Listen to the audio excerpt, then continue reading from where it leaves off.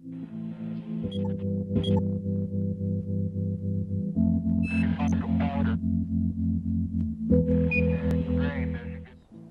अस्सलाम वालेकुम नाज़रीन, मैं आपको फॉर वॉच के प्रोग्राम में खुश आमदीद कहता हूँ। आज का मौजू है एसेंशियल मेडिसिन्स, ज़रूरी अद्वियात। क्या ज़रूरत, वो कौन सी अद्वियात, कितनी अद्वियात की कितनी शुमार है, बेइंतहा अद्वियात मौजूद हैं। लेकिन एक मर्ज़ के लिए बहुत सी अद्वियात इस्तेमाल भी होती हैं। लेकिन मसला ये है कि हम उन अद्वियात को कैसे इस्तेमाल करते हैं, उनकी मिक़दार वाफ़िर मिक़दार में मौजूद हैं या नहीं है, उसकी दस्तयाबी है या नहीं है, या कीमत के हिसाब से क्या वो मुनासिब हैं कि आवाम ख़रीद सकें और उनको हम इस्तेमाल भी कर सकें। वो कौन है जो उनका इंतखाब करता है, वो कौन है जो उसको बताता है कि किस तरह से इस्तेमाल किया जाए। और हम ये भी चाहेंगे आपको बताना कि वो अद्वियात हमारे लिए अशद ज़रूरत है और इस्तेमाल में हमें हर वक्त अपने पास रखनी चाहिए। इन्हीं सारे सवालात और जवाबात को मैं लेके हाज़िर हुआ हूँ और आज मैं आपको तारुफ़ कराता हूँ उन मेहमान गिरामी का जो कि इनका ताल्लुक़ इन चीज़ों से बहुत है। मेरे सीधे हाथ पे हुमा अली हैं, ये असिस्टेंट प्रोफेसर हैं और पढ़ाती हैं उन अद्वियात के मुतालिक कि जिस तरह से अद्वियात को बनाया जाता है और इस्तेमाल किया जाता है। बहुत बहुत शुक्रिया कि आप प्रोग्राम में तशरीफ़ लाईं। और मेरी दूसरी साइड पे आमिर क़िदवाई साहब हैं, ये क्लिनिकल फार्मासिस्ट हैं और ये अद्वियात के इस्तेमाल में डॉक्टरों की मदद करते हैं। इसके साथ साथ ये तदरीस का काम भी करते हैं। बहुत बहुत शुक्रिया कि आप प्रोग्राम में तशरीफ़ लाए। और मैं आपसे कुछ सवालात ऐसे करूँगा कि आवाम जानना चाहते हैं, लोग जानना चाहते हैं कि वो अद्वियात क्या हैं, वो अद्वियात कैसे इस्तेमाल की जाती हैं, जिन्हें हम कहते हैं ज़रूरी या नागुज़ीर अद्वियात। तो शुक्रिया आपका बहुत बहुत हमारे प्रोग्राम में तशरीफ़ लाने का। मैं ये पूछना चाहूँगा और आई थिंक सभी जानना चाहेंगे कि ये बताइए कि ये जो ज़रूरी अद्वियात हैं, नागुज़ीर अद्वियात, जैसे मुराद क्या है? पहले बात तो हमें ये चीज़ समझनी चाहिए कि हमारे पास जो रिसोर्सेज होती हैं बहुत कम है, लिमिटेड है, और हमारी पॉपुलेशन बहुत बढ़ रही है। As a result of that हमें ये चीज़ करते हैं कि हमने एक लिस्ट बना दी है, एक छोटी सी एक लिस्ट बना चुके हैं ड्रग अद्वियात की, जिसके अंदर उस पर्टिकुलर पॉपुलेशन के लिए कि वो उस पर्टिकुलर प्रोफेशन की फार्मास्यूटिकल नीड है उसको पूरी कर सके। उस लिस्ट को हम एसेंशियल ड्रग की लिस्ट या ज़रूरी अद्वियात की लिस्ट कहते हैं। ये हर मुल्क की होती है, WHO ने एक बनाई हुई है, हमारे मुल्क की है। तो इससे बड़ा फ़ायदा होता है हमारे मुल्क में और मुख्तलिफ जगहों पर। इसका मकसद क्या है, ख़ास मकसद क्या है? अगर हम बात करते हैं कि वो अद्वियात जिनका होना ज़रूरी है, वो अद्वियात जिनका इस्तेमाल होना ज़रूरी है और वक्त के हिसाब से उनको दस्तयाबी भी सही होनी चाहिए जी, तो क्या मतलब लोग ये जानना चाहेंगे कि वो कौन सी अद्वियात हैं, आप किसकी तरफ इशारा करना चाह रहे हैं? ये वो अद्वियात होती हैं, इसमें 4 क्राइटेरिया होते हैं। कोई जो इस लिस्ट के अंदर जो भी अद्वियात आती है इसमें 4 चीज़ें होती है। एक तो वो जो उन बीमारी की होती है जो सबसे ज़्यादा प्रिवेलेंट होती है, दूसरी वो सबसे एफिकेशियस होनी चाहिए, तीसरी वो कॉस्ट इफेक्टिव होनी चाहिए और वो सेफ़ होनी चाहिए। ये जब चारों फैक्टर्स जब आप कंबाइन करते हैं तो इसके बेस के ऊपर आप अद्वियात ऐड करते हैं। आपके पास बहुत सारी दवाएं, एक जैसे आपने अभी तारुफ में बताया कि आपके एक बीमारी के लिए बहुत सारी अद्वियात मौजूद हैं, मगर उनमें से एक ज़्यादा अच्छी होती है। एक वो अच्छी दवा कम कॉस्ट में भी आ जाए, वो ही अच्छी दवा आपकी क्या कहते हैं इजीली कम प्राइस में भी मिल जाए और आराम से सारी पॉपुलेशन में अवेलेबल हो जाए। ऐसी दवाइयाँ आपकी एसेंशियल ड्रग के अंदर, लिस्ट के अंदर आ जाती हैं। अच्छा, आप WHO का नाम आया, आप बताना चाहेंगे कि WHO का नज़रिया क्या है इन अद्वियात के मुतालिक? असल में डॉक्टर साहब, अगर हम WHO की बात करते हैं या ज़रूरी अद्वियात के बारे में WHO के नज़रिए की बात करते हैं तो 1975 में असल में WHO की एक कॉन्फ्रेंस हुई थी जिसको WHO कांग्रेस का नाम दिया गया था।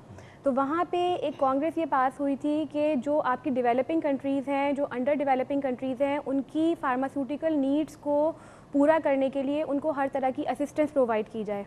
इस नज़रिए को लेके फिर WHO ने कुछ एक्सपर्ट के साथ एक कमेटी कायम की जिसने 1976 में इसके ऊपर पूरा काम किया और 1977 में पहली दफ़ा WHO ने एसेंशियल मेडिसिन की एक मॉडल लिस्ट जो है शाया की, जिसमें तकरीबन 182 दवाइयाँ और कुछ फूड सप्लीमेंट शामिल थे और जिसको उन्होंने कहा कि ये ज़रूरी अद्वियात हैं, क्योंकि जैसे कि आमिर ने आपको बताया कि असल में ज़रूरी अद्वियात वो अद्वियात होती हैं जो कि किसी भी खित्ते या मुल्क के लोगों की तिब्बी ज़रूरियात को पूरा करने की सलाहियत रखती हैं। ठीक है। और दूसरी बात ये कि वो दवाइयाँ बाआसानी, बरवक्त और मुनासिब कीमत में लोगों की पहुँच में होनी चाहिए। अच्छा, एक अल्मा अटा डिक्लेरेशन होता था जो ہوا اس کے متعلق کچھ کہنا چاہیں گے کہ لوگوں کو یہ بھی تقریباً اسی بات سے لنک اپ ہم کر سکتے ہیں. اصل میں الماتا میں ایک کانفرنس ہوئی تھی 1978 میں, جو کہ ورلڈ ہیلتھ آرگنائزیشن کے انڈر ہی یہ کانفرنس جو ہے منعقد کی گئی تھی, اور وہاں پہ اصل میں یہ ہوا تھا کہ بیسکلی وہ کانفرنس پرائمری ہیلتھ کیئر کے اوپر جو ہے کی جا رہی تھی. تو اس میں یہ بتایا گیا کہ کسی بھی جگہ یا کسی بھی ملک کے پرائمری ہیلتھ کیئر سسٹم کو مینٹین کرنے کے لیے جو اس کا ایک بہت انٹیگرل پارٹ یا جو اس کا بہت بنیادی حصہ ہے وہ اسینشیل میڈیسن کی بر وقت سپلائی ہے. تو انہوں نے پرائمری ہیلتھ کیئر سسٹم کو کو ریلیٹ کر دیا ود آپ کہہ سکتے ہیں اسینشیل میڈیسن. تو یہی وجہ ہے کہ اب جب بھی ہم بات کرتے ہیں, چاہے وہ ہم 30 ایئر بیک ہسٹری میں جائیں, چاہے ہم آج کل کے پرائمری ہیلتھ کیئر سسٹم کی بات کریں, ہم یہ کہتے ہیں کہ جہاں کہیں پہ بھی آپ 3 سسٹم ہیں, پرائمری, سیکنڈری, ٹرشری, جو کہ ہم ابھی بعد میں سوال کریں گے آپ سے. لیکن میں ایکچولی جاننا یہ چاہوں گا اور لوگ بھی جاننا چاہیں گے کہ بیسیکلی اس کا جو دواؤں کا انتخاب ہے وہ کون سے پیرامیٹرز ہیں جن پہ کیا جاتا ہے؟ اصل میں اس میں بہت ساری چیزوں کو مد نظر رکھا جاتا ہے. جیسے کہ ہم یہ کہہ سکتے ہیں, پہلی بات تو دوائیوں کا سیف ہونا اور افیکٹو ہونا, کہ وہ ان کی افادیت بھی ہو اور وہ محفوظ ادویات بھی ہوں. دوسری چیز اس کے اندر آتی ہے کسی بھی ملک میں کسی بھی بیماری کی پریولنس, کہ کون سی بیماری کس موقع پر بہت زیادہ ہو رہی ہوتی ہے. اس کے علاوہ اس جگہ کے لوگوں کی جینیٹک جو ہے, جو بھی ان کا مزاج ہے, اس کو دیکھتے ہوئے جو انوائرمنٹل کنڈیشنز ہیں, ماربیڈیٹی پیٹرن جو ان جگہوں کے ہوتے ہیں, جینیٹک پرابلمز ہوتی ہیں. ہاں بالکل, جیسے کچھ ادویات کچھ کسی ملک کے کسی خاص حصے میں جو ہوتی ہیں وہ زیادہ افادیت رکھتی ہیں, وہی ادویات کسی دوسرے ملک میں شاید اتنی افادیت نہ رکھے. جیسے جہاں زیادہ نزلہ زکام ہے وہاں پہ کلام ہو رہا ہے آپ کا, تو اس مطلب یہ ہے کہ موسم کا بھی اثر ہوتا ہے ان ادویات کے استعمال کرنے پر. تو کلائمیٹک فیکٹر کو بھی ہم جو ہے مد نظر رکھتے ہیں ان ادویات کے انتخاب میں. تو یہ تمام چیزوں کو مد نظر رکھتے ہوئے ایک ایسی لسٹ منتخب کی جاتی ہے جس میں کچھ ضروری ادویات کو شامل کیا جائے اور ان کی فراہمی کو ہر وقت یقینی بنایا جائے تاکہ لوگوں کی پہنچ میں آئے. میں کمپلیٹلی ایگری کرتا ہوں, بس اس میں تھوڑا سا یہ فرق ہوتا ہے کہ اس میں زیادہ تر یہ سب ریسرچ بیسڈ ہوتا ہے, کام ہوتا ہے. اگر آپ نے پریولنس کی ریسرچ نہیں کی, آپ کو پتہ ہی نہیں کہ آپ کے ملک کے اندر کون سی بیماری پریولنٹ ہے. جیسے اگر آپ افریقہ میں دیکھیں HIV ایڈس وہاں پہ زیادہ پریولنٹ ہے, وہ ہمارے ملک میں نہیں ہے. آپ ہمارے ملک میں ٹیوبرکلوسس ہے, ملیریا زیادہ اہم ہے, اور تو افریقہ کے اندر بھی ٹیوبرکلوسس ملیریا ہے, مگر HIV وہاں زیادہ ہے. تو HIV کی جو ہمارے پاس جو لسٹ ہوتی ہے ڈرگس ہوتی ہیں وہ اسینشیل ڈرگ میں نہیں آ رہی ہوتی. تو بالکل صحیح کہہ رہی ہیں کہ ہمارے پاس یہ جو لسٹ بنائی جاتی ہے بڑے سوچ سمجھ کے ریسرچ کر کے بنائی جا رہی ہوتی ہے. اگر آپ ریسرچ کے بیس پہ نہیں بناتے, آپ نے جیسے ایک ماڈل لسٹ میم نے بتایا کہ مس ہمالی نے بتایا کہ ایک ماڈل لسٹ آپ کی تیار ہوئی ہوئی ہے WHO کی طرف. ضروری نہیں ہے کہ آپ ڈٹو کاپی کر لیں, آپ کو اپنا دیکھنا پڑے گا, ہر اس میں کر کے آپ بناتے ہیں, اور اس میں بڑا اچھا فائدہ ہوتا ہے پوری سوسائٹی کو, گورنمنٹ کو, ہاسپٹلس کو اور NGOs کو, جو نان گورنمنٹل آرگنائزیشن ہیں, ان کو ہر کسی کو فائدہ. کوئی باقاعدہ فہرست ہے اس کی کوئی آپ جی فہرست ہے, کوئی بتانا چاہیں گے اس کی فہرست بہت آسانی سے اویلیبل ہے, نیٹ پہ اویلیبل ہے. جو آپ کے پاکستان نے جو ایشو کی ہے وہ گورنمنٹ نے, منسٹری آف ہیلتھ نے جو ایشو کی ہے وہ آرام سے گورنمنٹ میں اویلیبل ہے. اس سے ایک فائدہ یہ ہوتا ہے کہ آپ آرام سے اس لسٹ کو دیکھ لیں, کوئی بھی ایکسیس, چاہے وہ پبلک ہو یا کوئی بھی ہیلتھ پروفیشنل ہو, وہ اس پہ ایکسیس کرے, چیک کرے کیا وہ یہ لازمی ہے کہ جو دوائیاں اس میں لسٹڈ ہیں وہ آپ کے پاس ہونی چاہیے. خدا نہ خواستہ اگر فرض کریں نہیں ہے دوائیں, وہ یہ ایک مسئلہ ہو جاتا ہے, کیونکہ دیکھیں اس میں پرائمری ہیلتھ بھی ہے, اس میں کمیونٹی بھی ہے, اس میں ہاسپٹلس بھی ہیں, اس میں بہت ساری چیزیں ہیں. تو آپ بتائیں اس صورت میں کیا رول ہے؟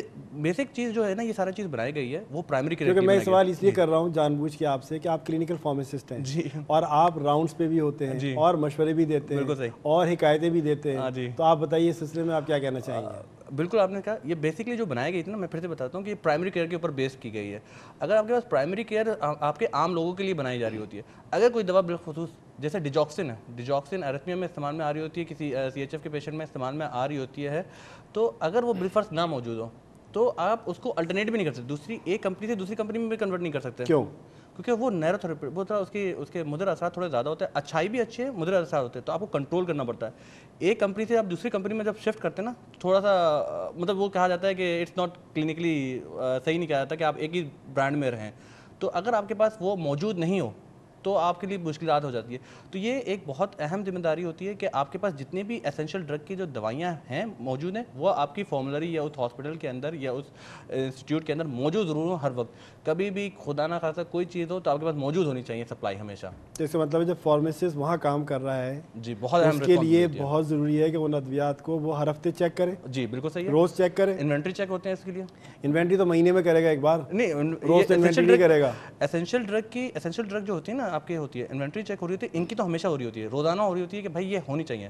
جیسے آپ کی اینٹی ڈوٹس ہو گئی یا آپ کے ٹاکسک لیول کو مینیج کرنے کے لیے جو دوائیں ہوتی ہیں یہ ہمیشہ اس کو روزانہ کی جا رہی ہوتی ہیں. کن بنیادوں پہ تقسیم کر سکتی ہیں آپ یہ ادویات؟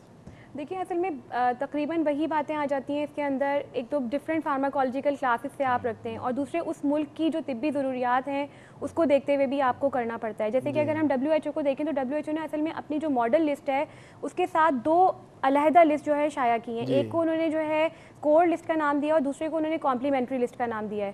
کور لسٹ میں انہوں نے ان ادویات کو شامل کیا ہے جو کہ کسی بھی ہیلتھ کیئر سسٹم کا بنیادی حصہ ہو سکتی ہیں، تمام چیزوں سے اینٹی ڈائریل اور ڈفرینٹ ڈرگس. اسی طرح سے جو کمپلیمنٹری میڈیسنز ہیں وہ اگر کوئی پریولنٹ ڈیزیز اس پرٹیکولر ریجن میں ہو رہی ہے کسی بھی جگہ پر تو وہاں کے حساب سے انہوں نے کچھ ادویات کو اس کے اندر شامل کر دیا ہے. تو یہ مختلف چیزیں اس میں ہو سکتی ہیں. جیسے مختلف ممالک ہیں ان کو ویرینگ چیلنجز کا سامنا ہو سکتا ہے، تو اس کو دیکھتے ہوئے بھی کہیں پہ ڈائریا جیسے بہت پریولنٹ ہے، جیسے کہ انہوں نے کہا کہ کہیں پہ HIV ایڈس بہت زیادہ ہے، تو اس پہ آپ ان چیزوں کو چینج کر سکتے ہیں according to your needs. African countries میں وہاں پہ جو مارفولوجی ادواؤں کی ڈفرینٹ ہوگی بالکل اور ایشین کنٹریز کے حساب سے یورپین کنٹریز کے اندر جو اپیڈیمک وہ ڈفرینٹ ہوگی as compare to Asian country. کچھ کہنا چاہیں گے اس سلسلے میں؟ ہوتا ہے جینیٹک فیکٹرز آتے ہیں، وہ سب بھی آتا ہے، وہ اتنا ڈفرینس نہیں ہوتا کہ ہاں مطلب اگر کوئی دوا یوروپ میں بن رہی ہے یا پاکستان میں بن رہی ہے تو وہ افریقہ میں بھی چل جاتی ہے، ایسی بات نہیں ہے. کس حد تک؟ کس حد تک؟ پاکستان کی بات کریں یا یوروپ کی بات کریں؟ پاکستان کی بات کریں. پاکستان کی بہت اچھی کمپنیز ہیں. بہت ایک ہوتا ہے آپ کے GMP ہوتا ہے، گڈ مینوفیکچرنگ پروسیس ہوتا ہے. اگر آپ اس کو فالو کر رہے ہیں تو ایٹ لیسٹ آپ اس کی کوالٹی مینٹین کر کے بھیج سکتے ہیں. اور ہم انفیکٹ بہت ساری جو آپ کی فارماسیوٹیکل مینوفیکچرز ہیں وہ باہر ایکسپورٹ کر رہے ہیں. اور یہ WHO کا ایک وہ آتا ہے مطلب لسٹ آتی ہے کہ بھائی اگر آپ پاکستان کے مینوفیکچر ہیں آپ اتنے پہنچا دیں تو آپ کو ہوتا ہے، تو آپ پہنچا جاتی ہے افریقہ میں ہو جاتی ہے. اس میں ایڈ کرنا چاہوں گی. اصل میں جب ہم انتخاب کی بات کرتے ہیں تو جیسے عامر نے کہا ہم 4 میجر فیکٹرز کو اس میں شامل کرتے ہیں. پہلی بات تو ڈرگ افیکٹو ہونی چاہیے. جس بھی بیماری کے لیے آپ اس کو منتخب کر رہے ہیں وہ اس بیماری کو پوری طرح سے صحیح کرنے کی صلاحیت رکھے. دوسری بات یہ ہے کہ افیکٹو ہونے کے ساتھ ساتھ وہ سیف ہونی چاہیے. ایسا تو ہے ٹھیک ہے وہ افیکٹو ہے اس نے اپنا وہ بیماری، لیکن ساتھ میں اس نے کوئی 3 الگ بیماریاں بھی پیدا کر دیں تو ایسا نہ ہو. تو منیمم سائیڈ افیکٹس ہونے چاہیے اور پراپرلی آپ یہ کہیں کہ ڈرگ سیف فار یوز ہو. تیسری بات جو اس میں آتی ہے کوالٹی ڈرگ کی. اچھا کوالٹی کا یہ ہوتا ہے جو ابھی انہوں نے GMP کی بات کی، ڈرگ کی کوالٹی کو ہم جو ہے یہ کہتے ہیں کہ صحیح طریقے سے آپ یہ بتا سکتے ہیں اگر آپ نے اس کو GMP کے قوانین کے تحت بنایا ہے تو یہ چیز آ گئی. اور چوتھی چیز جو آپ کی آتی ہے کاسٹ افیکٹونیس. ہم تھوڑا سا ایک بریک لیتے ہیں پھر آپ کی طرف آتے ہیں. جی ناظرین، آپ نے سنا کہ ضروری ادویات کیا ہیں، کیوں ہیں، کس طرح استعمال کی جاتی ہیں، لیکن ایک اور مسئلہ ہے کورٹیزونس. ہمارے معاشرے میں بہت اس کا استعمال ہے. پینٹس کی طرح لوگ کھا رہے ہوتے ہیں، پرسکرائب کر رہے ہوتے ہیں ڈاکٹرز، اور کوئی مرض ہو نہیں ہو کیا ہو لیکن کورٹیزونس، چاہے وہ آئی ڈراپس ہوں چاہے وہ آئنٹمنٹس ہوں. ہم یہ سوال کریں گے، ہمارے ساتھ رہیے گا. ایک چھوٹی سی بریک لیتے ہیں. شکریہ.